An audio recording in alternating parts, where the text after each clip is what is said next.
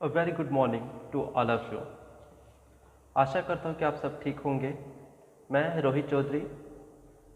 So today we are going to discuss the next topic in structure of atom is isotopes, isobars, isotones, isoelectronic species and electronic wave theory. So isotopes क्या होते हैं?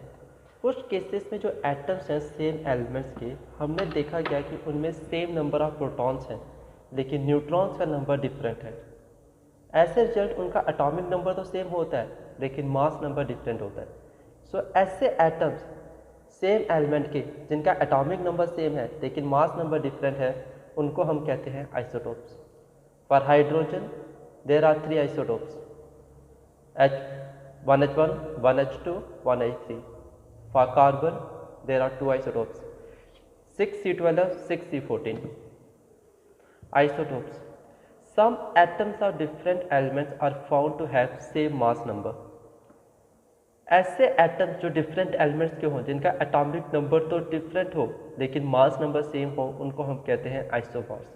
For example argon, calcium, जहाँ पे इन दोनों का atomic number क्या है, argon का 18, कैल्शियम का 20, लेकिन दोनों का मास नंबर सेम है 40। Isotopes, atoms of different elements जिनमें नंबर ऑफ न्यूट्रॉन सेम हो, उनको कहते हैं isotopes. For example C6C14, 7 nitrogen 15, 8 oxygen 16। इन सब में 8 न्यूट्रॉन्स हैं। इन सब का एटॉमिक नंबर और मास नंबर डिफरेंट है लेकिन नंबर ऑफ न्यूट्रॉन सेम है। नंबर ऑफ न्यूट्रॉन्स निकालने का फॉर्मूला है mass number of atom minus atomic number of atom. Oxygen में केस में 16 माइनस 8 न्यूट्रॉन्स, नाइट्रोजन में 15 माइनस 7 8, 14 माइनस 6 कार्बन के केस में 8 neutrons. Next is iso electronic species, the species atoms of molecules जो contain करे same number of electrons को, उनको हम कहते हैं iso electronic species. Oxygen 2 negative, fluorine negative, sodium positive, magnesium 2 positive, सबके सब आइसो इलेक्ट्रॉनिक स्पीसीज है क्योंकि सबके पास कितने इलेक्ट्रॉन्स हैं? 10 electrons each. So let discuss today electromagnetic wave theory. ये थ्योरी दी थी सबसे पहले जेम्स क्लर्क मैक्सवेल ने 1864 में, और इसके मेन पॉइंट्स थे हमारी एनर्जी जो होती है वो ना क्रिएट हो सकती है और ना ही डिस्ट्रॉय हो सकती है, बस कन्वर्ट हो सकती है एक फॉर्म से दूसरे फॉर्म में। जैसे हमारे इलेक्ट्रिक फिलामेंट्स हैं, हीटेड रॉड्स हैं, वो इलेक्ट्रिक एनर्जी को ऑब्जॉर्व करती है तो लाइट एनर्जी को एमिट करती है in the form of radiations, जिसे हम क्या कहते हैं? Radiant energy. First point is energy is emitted from any source like heated rod और filament of a bulb through which electric current is passed continuously. वो हमेशा कैसे एमिट करेगा? In the form of radiations और wave, जिसे हम कहते हैं radiant energy.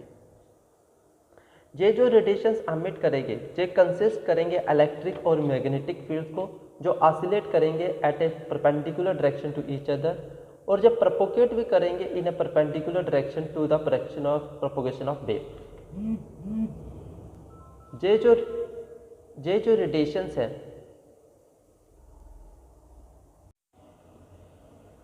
The radiations possess wave character, और जो ट्रेवल करते हैं with the velocity of light, that is 3 × 10⁸ metre per second.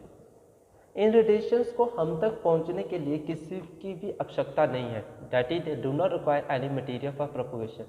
Same जैसे सन की रेस को हम तक पहुंचने के लिए किसी प्रकार के मटेरियल या मीडियम की आवश्यकता नहीं है, वो स्पेस के थ्रू हम तक पहुंच सकते हैं। The main characteristics of a wave are its wavelength, frequency and velocity. Wavelength of a wave is defined as the distance between any two conjugative crust or troughs। दो क्रस्ट के बीच का distance या दो ट्रफ के बीच के distance को हम कहते हैं wavelength. It is represented by lambda, और इसको हम एक्सप्रेस करते हैं एंगस्ट्रॉम में।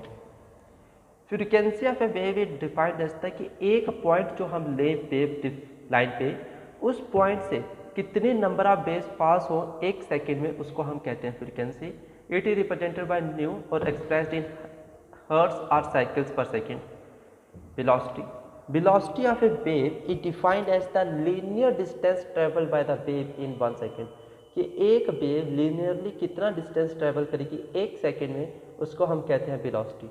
It is represented by c and is expressed in centimeter per second। Next is limitations of electromagnetic wave theory. Electromagnetic wave theory बहुत ही ज़्यादा हेल्पफुल और successful थी इन explaining the properties of light, जैसे हमारे interference होते हैं, diffraction होती है, पर ये तीन कंसेप्ट को एक्सप्लेन नहीं कर पाई। First is the phenomena of black body radiation, second is the photo electric effect, third is the line spectra of atoms. In the subcoming lectures, we will discuss each and every phenomena, black body radiation, photoelectric effect and light spectra of atoms in detail.